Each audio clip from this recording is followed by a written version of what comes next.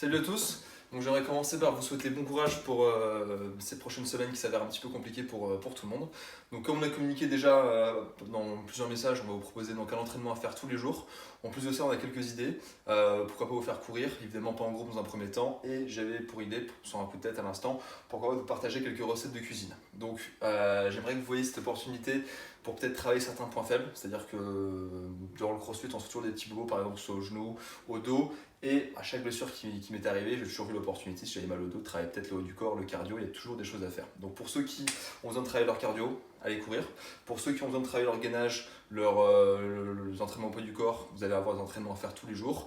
Pour ceux qui n'ont jamais le temps de faire des bonnes choses à manger, qui savent jamais quoi faire à manger, et ça se retrouve avec steak haché frites ou des McDo tous les jours, hashtag Florian de Liénard, je t'aime mon pote. Voilà, vous aurez plein d'idées pendant cette vidéo pour vous inspirer et pour voilà, peut-être améliorer certaines facettes d'entraînement durant les semaines à venir. Donc pour aujourd'hui, c'est un poulet crème coco avec sauce pesto, avec des pâtes et pas mal de légumes. Donc au niveau des ingrédients, vous avez besoin, donc ça c'est pour 4 personnes ce que je vais faire là, 4 blancs de poulet, 500 g de pâtes, donc ça fait des portions à 125 g, donc c'est des grosses portions. Pour ceux qui sont plutôt dans la perte de poids, prenez plutôt 50 à 80 g. Des champignons, des courgettes, des épinards, ça c'est juste pour les légumes, je pourrais à vrai dire tout faire sans. Donc je sais pas trop ce qui reste dans les boutiques, j'imagine qu'il y a un petit peu tout, mais voilà, je vous invite à prendre les légumes que vous souhaitez. Et pour la sauce, lait de coco et pesto. Donc c'est une recette super simple à faire en 3 étapes. Première étape, couper en dés le poulet, les champignons et les courgettes. Étape numéro 2, il faut que vous allez tout couper. Donc on met tout ça dans une poêle. Personnellement, j'utilise de l'huile de noix de coco parce que je suis un petit bobo parisien fidèle à mes sources et j'assume. Non, plus sérieusement, ça a une super bonne source de graisse, bien mieux que l'huile d'olive qu'on fait frire au beurre, donc je recommande à tout le monde. Pour la peau, pour les cheveux, bref, ça a plein de bénéfices. Regardez tout ça. Une fois que c'est là-dessus, je viens mettre du coup mon poulet et les courgettes et les champignons. Donc là, ça prend beaucoup de place, mais une fois que ça va cuire, ça va le réduire. Donc tout ça, j'en fous partout. Remuez constamment une dizaine de minutes et au bout de 10 minutes, on fera bouillir l'eau pour les pâtes. Troisième, dernière étape, donc là je suis rendu 15 minutes plus tard.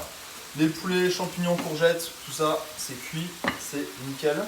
L'eau, donc je l'ai bien bouillir il y a 5 minutes, parfait. Donc j'y mets hop, les pâtes et ici dans la casserole, donc je vais mettre, ça c'est 200 ml de lait de coco.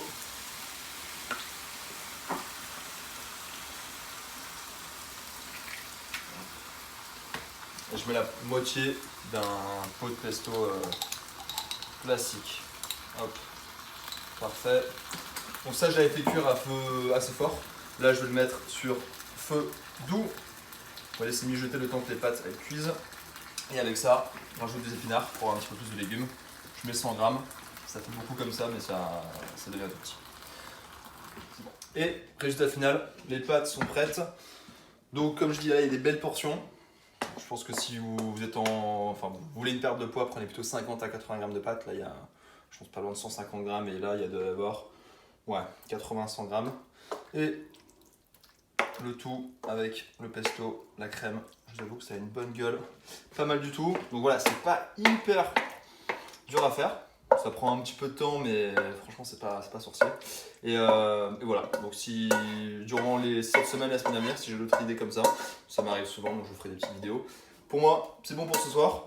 Vous pouvez rajouter du parmesan si vous le souhaitez, le faire avec du saumon. Voilà, vous avez plein d'idées. Bon app.